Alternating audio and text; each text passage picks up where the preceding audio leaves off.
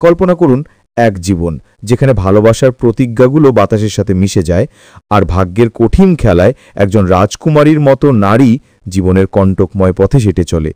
এই গল্প এমন এক নারীর যিনি একদিন বিয়ের মণ্ডপে স্বপ্নের রঙে রাঙানো ছিলেন, কিন্তু সময়ের প্রবল ঝড়ে তিনি এক বাস স্টেশনের হকার হয়ে উঠলেন। আর সেই ভিড়ের মাঝে দাঁড়িয়েছিলেন তার স্বামী, যিনি একদিন কথা দিয়েছিলেন তাকে কখনো কষ্টে পড়তে দেবেন না। ভাগ্যের এমন নির্মম আঘাত বোধহয় খুব কম মানুষই দেখেছে। বাসস্ট্যান্ডের সেই দুপুরের দৃশ্য মনকে নাড়া দিয়েছিল। গরমের হালকা তীব্রতা, ধোঁয়ায় ভরা বাতাস, ছুটন্ত মানুষজন, চা বিক্রেতাদের চিৎকার, চা গরম, চা গরম, আর মাঝে মাঝেই বেজে ওঠা বাসের হর্নের শব্দ। এই তাণ্ডবের মধ্যেই একজন নারী মাথা নিচু করে দৌড়াচ্ছিল। তার কাঁধ ঝুঁকে পড়েছিল, কপালে ঘাম ঝকঝক করছিল, কিন্তু তার মুখে ছিল এক অদ্ভুত জেদ ও ক্লান্তির মিশ্র রং। সে লাল শাড়ি পরেছিল এবং তার বাহুতে বেতনের ব্যাজ ঝকঝক করছিল। Hawker number 108। আর সে কেউ নয়, রিয়া ছিল। কখনো কারো বধূ, কখনো কারো প্রাণপ্রিয় স্ত্রী, আর এখন বাসস্ট্যান্ডে পণ্য বহনকারী একজন হকার। তার প্রতিটি পা ফেলা যেন তার অতীতকে ছিন্ন করছিল। ভিড়ে কেউ তাকে চিনতে পারছিল না, কিন্তু প্ল্যাটফর্ম নাম্বার 5-এ দাঁড়িয়ে একজন পুরুষ তাকে একদৃষ্টে দেখছিল। সে ছিল অনুভব রায়। ঝকঝকে কোট, দামি জুতো, হাতে ব্র্যান্ডেড ব্যাগ। একজন ধনী ব্যবসায়ী। দেখে মনে হতো তার কাছে সব কিছু আছে, কিন্তু তার মুখে এক শূন্যতা স্পষ্ট প্রকাশ পাচ্ছিল। আর যখন তার দৃষ্টি সামনে ছুটন্ত সেই নারীর ওপর পড়ল, তার হৃৎপিণ্ড যেন থেমে গেল। হাত থেকে কফির মগ পড়ে গেল, চোখ বিস্ফারিত হয়ে গেল। রিয়া, এই নাম তার ঠোঁটের কাঁপতে কাঁপতে উচ্চারিত হলো। ভিড় শরগোল তুলছিল, কিন্তু সেই মুহূর্তে অনুভবের কাছে সব শব্দ যেন নিস্তব্ধতায় রূপান্তরিত হলো। সে শুধু একটি মুখই দেখছিল, সেই উজ্জ্বল মুখ, সেই চোখ, নাক, মুখের গঠন, কিন্তু এখন ক্লান্তি আর অসহায়তার আঘাতে ঝুঁকে পড়া। অনুভবের কানে হঠাৎ তার নিজের কণ্ঠস্বর প্রতিধ্বনিত হতে লাগলো, তোমাকে কখনো বোঝা তুলতে দেব না, তোমার হাসি আমার সবচেয়ে বড় শক্তি হবে। কিন্তু আজ তার চোখের সামনে সেই স্ত্রী অন্যের বোঝা বইছিল। অনুভবের গলা শুকিয়ে গেল, ঠোঁট কাঁপতে লাগলো। সে ভিড় চিরে এগিয়ে গেল। সে ফিসফিস করে বলল, রিয়া। রিয়ার পা থেমে গেল। সে ধীরে ধীরে পিছন ফিরে তাকালো। সামনে সেই পুরুষ দাঁড়িয়েছিল যাকে সে একদিন তার সব কিছু মনে করত, আর যে এক ঝটকায় তাকে ত্যাগ করেছিল। রিয়ার চোখ ঝাপসা হয়ে এলো, কিন্তু ঠোঁট থেকে শুধু একটি শব্দ বেরোলো, আপনি। রিয়ার আপনি বলতেই অনুভবের চোখে পুরনো দিনগুলো ভেসে উঠল। শান্তিপুর বাসস্ট্যান্ডের ভিড় তার সামনে ঝাপসা হয়ে গেল, আর স্মৃতির ছায়াগুলো ফিরে এলো। সেদিন মনে পড়ল যখন কলেজের মাঠে প্রথমবার সে রিয়াকে দেখেছিল। হালকা হাওয়ায় উড়ন্ত চুল, নিষ্পাপ হাসি, আর বইয়ে ভরা আঁচল। সেই মুহূর্তে অনুভব কল্পনাও করেনি যে এই মেয়ে কি তার জীবনের ধূপকোপানি হয়ে উঠবে। ধীরে ধীরে দুজনের বন্ধুত্ব প্রেমে রূপান্তরিত হলো। চায়ের দোকানে ঘন্টার পর ঘন্টা কথা, লেকের তীরে হাঁটা, আর ভবিষ্যতের স্বপ্ন বোনা, এটাই ছিল তাদের জগৎ। অনুভব সেদিন রিয়াকে বলেছিল, একদিন আমি বড় মানুষ হব, কিন্তু তোমাকে কখনো একা ছাড়ব না। রিয়া হেসে বলেছিল, আমার তোমার ঐশ্বর্যের দরকার নেই, তোমার সঙ্গী চাই। তারপর বিয়ে হলো। সাধারণ ঘরে দুজনে মিলে স্বপ্নের প্রাসাদ গড়ে তুলল। ছোট্ট রান্নাঘরে রিয়ার হাসি, সন্ধ্যায় চায়ের সঙ্গে দুজনে বসে কথা বলা, এটাই ছিল তাদের সুখের পরিচয়। কিন্তু সময় পাল্টে গেল। অনুভবের ব্যবসা ঝকঝকে হতে লাগলো। টাকা আর খ্যাতির ঝকঝকে আলোয় তার জীবন জোট পাকিয়ে গেল। রাতে করে বাড়ি ফেরা, সকালে তাড়াতাড়ি অফিসে যাওয়া, আর এর মাঝে না রিয়ার জন্য সময়, না তার কথা শোনার ধৈর্য। রিয়া প্রায়ই অভিযোগ করত, অনুভব, আমার তোমার সঙ্গী চাই। কিন্তু অনুভব প্রতিবারই এড়িয়ে যেত, আরেকটু অপেক্ষা করো রিয়া, যখন সফল হব তখন তোমাকে সব সুখ সুবিধা দেব। রিয়ার জন্য সুখ সুবিধা নয়, স্বামীর সঙ্গী মূল্যবান ছিল। তার চোখে একাকিত্ব ভরে উঠতে লাগলো। ছোট ছোট তিরস্কার আর রাগের মুহূর্তগুলো এখন প্রতিদিনের অংশ হয়ে গেল। আর তারপর এলো সেই অন্ধকার দিন, যখন দুজনের মধ্যে তীব্র তর্ক হলো। রিয়া কেঁদে বলেছিল, আমার টাকার সঙ্গে কোনো সম্পর্ক নেই, তোমার ভালোবাসা চাই।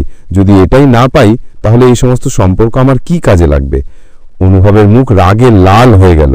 যদি এতই কষ্ট, তাহলে চলে যাও আমার জীবন থেকে, আমি বাধাবিঘ্ন পছন্দ করি না। রিয়ার চোখ থেকে অশ্রু ঝরল, কিন্তু তার মধ্যে আত্মসম্মানও ছিল। সে একটি কথাও না বলে ব্যাগ গুছিয়ে বাড়ি ছেড়ে চলে গেল। ধীরে ধীরে বিষয়টি তালাক পর্যন্ত গড়ালো। আদালতে শেষ ঠান্ডা ঘরে বিচারক শেষবার জিজ্ঞাসা করলেন, আপনারা কি দুজনে একসঙ্গে থাকতে পারেন না? দুজনেই চুপ হলো। সেই নীরবতায় তাদের সম্পর্কের মৃত্যু হয়ে দাঁড়ালো। রায়ের মোহর পড়তেই রিয়ার স্বপ্ন ভেঙে গেল। মা বাবার আশ্রয় কিছুদিনের মধ্যে হারিয়ে গেল। আত্মীয়রাও মুখ ফিরিয়ে নিল। পড়াশোনা অসম্পূর্ণ ছিল, চাকরি পেল না। পেট বালার জন্য বাধ্য হয়ে সে সেই কাজ বেছে নিল যা সে হয়তো কখনো কল্পনাও করেনি, হকারের কাজ।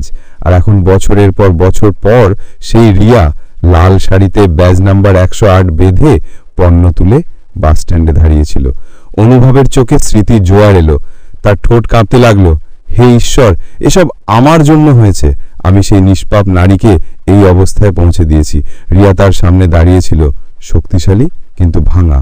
আর অনুভবের জন্য এই দৃশ্য কোনো শাস্তির চেয়ে কম ছিল না। বাস স্ট্যান্ডে দাঁড়িয়ে রিয়া পণ্য তুলে পরবর্তী যাত্রীর দিকে এগিয়ে গেল, কিন্তু অনুভব তার পথ আটকে দিল। তার চোখে গভীর বেদনা আর ঘামের সঙ্গে মিশে জ্বলন্ত অশ্রু ছিল।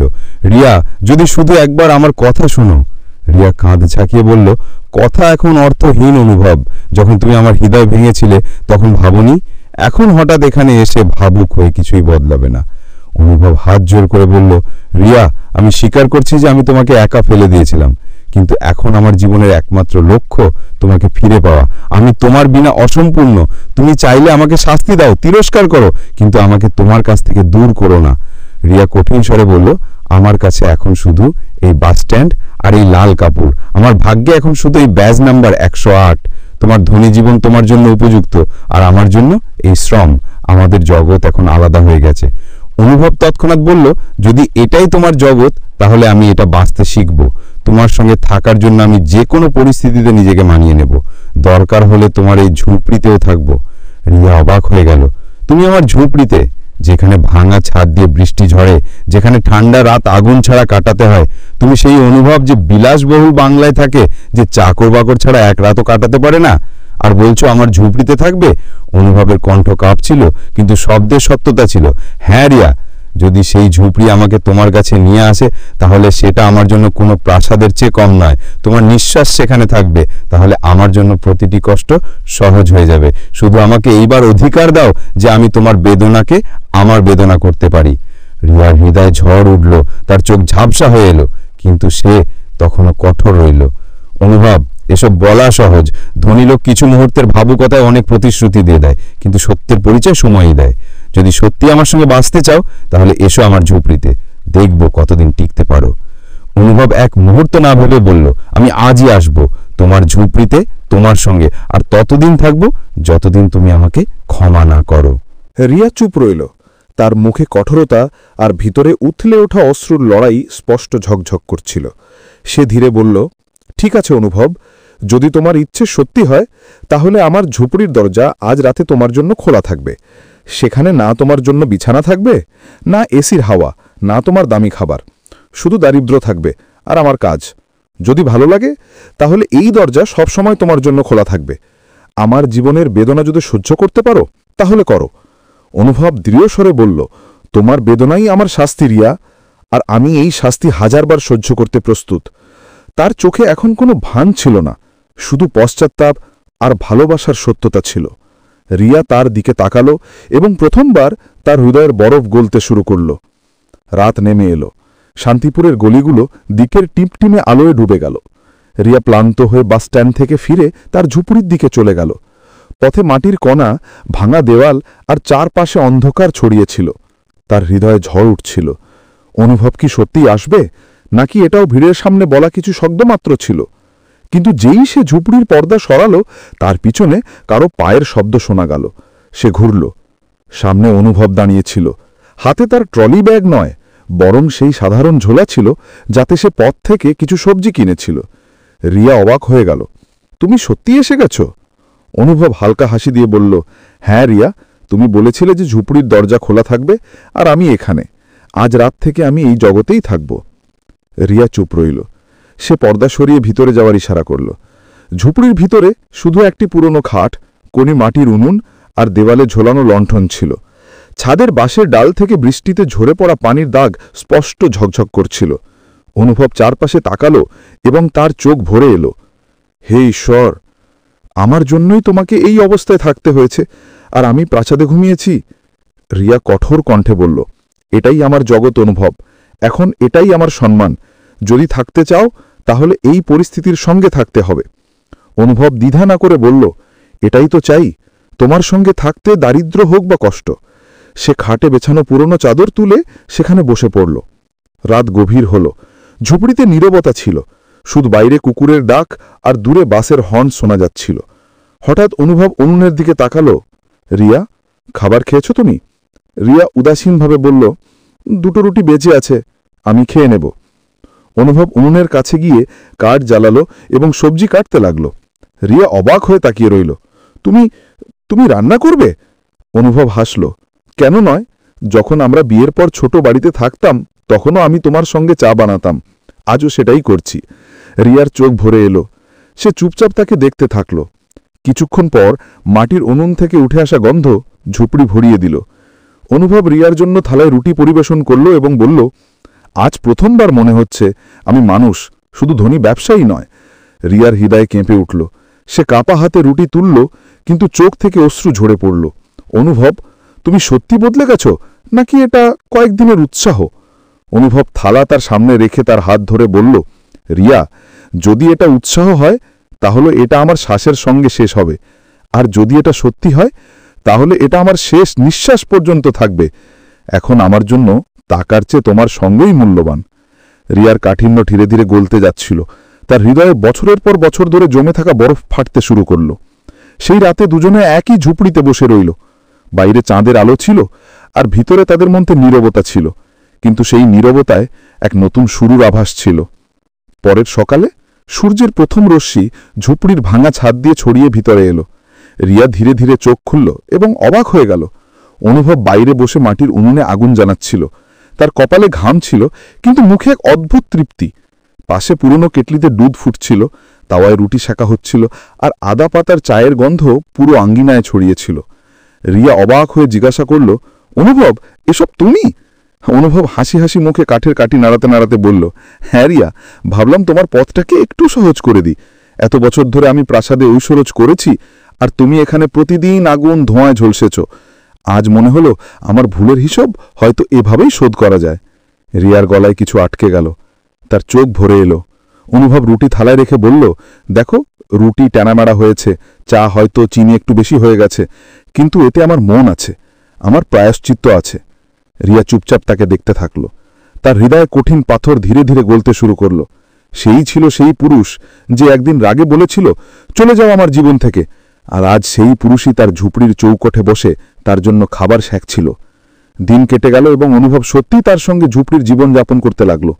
মাটির মেঝেতে ঘুমানো, ভাঙা ছাদের নিচে রাত কাটানো, তপ্ত দুপুরে পাখা ছাড়া সময় কাটানো, সবই সে কোনো অভিযোগ ছাড়াই সহ্য করল।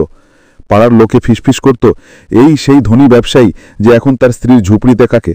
কিন্তু ধীরে ধীরে তাদের চোখে তাচ্ছিল্যের জায়গায় সম্মান ফুটে উঠল। এক সন্ধ্যায় রিয়া কাঁপা কণ্ঠে বলল, অনুভব, আমি মেনে নিয়েছি, তুমি সত্যি বদলে গেছ। তুমি আমার বেদনাকেও নিজের করে নিয়েছ। এখন আমি আর পরীক্ষা করতে চাই না। আজ আমার মন বলছে যে আমি আবার তোমার স্ত্রী হয়ে বাঁচতে চাই। অনুভবের চোখ থেকে অশ্রু ঝরে পড়ল।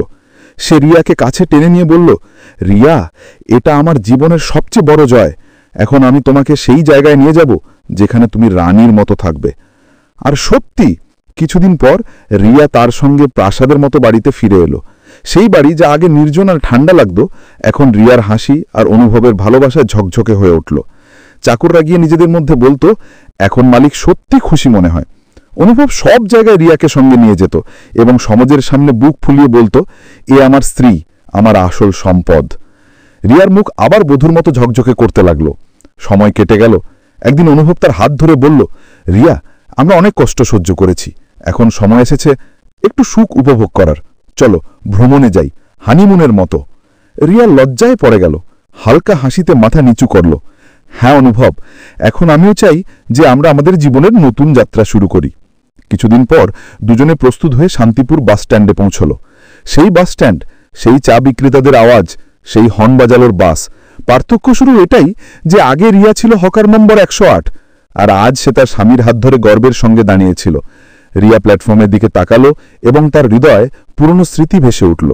তার চোখ ভরে এলো। সে ধীরে বলল, অনুভব, মনে আছে, এখানেই আমার সবচেয়ে বড় অপমান হয়েছিল, আর আজ এই জায়গায় আমার সবচেয়ে বড় জয়ের সাক্ষী দিচ্ছে। অনুভব তার হাত শক্ত করে ধরে ভিড়ের পরোয়া না করে বলল, হ্যাঁ রিয়া, এখন এই বাস স্ট্যান্ড আমাদের মিলনের নতুন মঞ্জিল। এখান থেকেই আমাদের জীবনের যাত্রা শুরু হবে, একসঙ্গে চিরকালের জন্য। ভিড়ের মধ্যে দাঁড়িয়ে থাকা লোক দেখছিল। কেউ ফিসফিস করে বলল, এটাই আসল সম্পর্ক। ভেঙে গিয়েও যদি জোড়া লাগে তাহলে সোনার কেউ দামি হয়ে যায়। বাসের হর্ন বেজে উঠল। দুজনে হাতে হাত ধরে বাসের দিকে এগিয়ে গেল। প্ল্যাটফর্মের গোলমালের মধ্যে তাদের চোখে শুধু একটাই কথা ছিল, এখন কষ্টের যাত্রা পিছনে ফেলে গেছে, সামনে শুধু ভালোবাসা, ভরসা আর সঙ্গের মঞ্জিল। বন্ধুরা, আসল শক্তি সম্পদ বা খ্যাতিতে নয়, বরং সেই সম্পর্কে যেখানে স্বামী স্ত্রী যে কোনো পরিস্থিতিতে একে অপরের হাত ধরে রাখে। ভরসার সত্যতা থাকলে ঝুপড়িও প্রাসাদ হয়ে যায় এবং ভাঙা সম্পর্ক আবার জোড়া লাগতে পারে। আপনারাও কি মনে করেন যে স্বামী স্ত্রী যদি একে অপরকে দ্বিতীয় সুযোগ দেয় তাহলে প্রতিটি ভুল ক্ষমা করা যায়? আর যদি এই গল্প আপনার হৃদয়ে ছুঁয়ে থাকে তাহলে ভিডিওটি লাইক করুন। পরের ভিডিওতে আবার দেখা হবে। ততক্ষণ খুশি থাকুন, প্রিয়জনদের সঙ্গে থাকুন আর সম্পর্কের মূল্য বুঝুন।